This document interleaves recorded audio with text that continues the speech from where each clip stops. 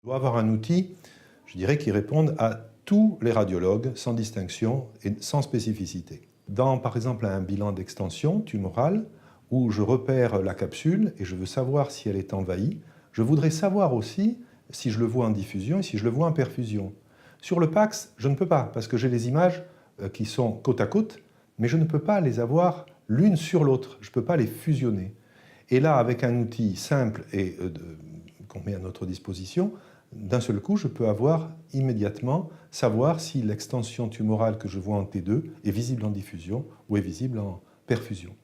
On a un outil de communication interspécialité et intraspécialité. Moi, j'ai utilisé dans les 2 ans qui viennent 4 machines différentes de constructeurs différents, et donc 2 qui étaient d'un même constructeur, mais les 2 autres qui étaient des constructeurs différents, et je n'ai aucune difficulté à utiliser les images de quelle que soit leur provenance.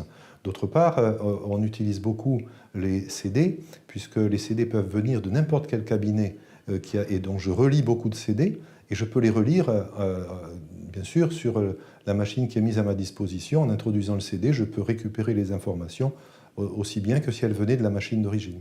Et les chercheurs avec lesquels je travaille me demandent comment mesurer l'effet thérapeutique au niveau de la perfusion tumorale. Et actuellement, pourquoi on a choisi votre produit? Parce que vous êtes les seuls à pouvoir le quantifier.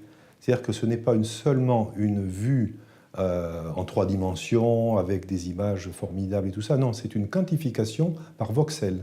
On va pouvoir quantifier le degré de vascularisation. Et c'est la raison précise pour laquelle cet outil va être utilisé à notre avantage en diagnostic, puisqu'on va pouvoir en bénéficier, mais en recherche pour le degré de perfusion post-thérapeutique.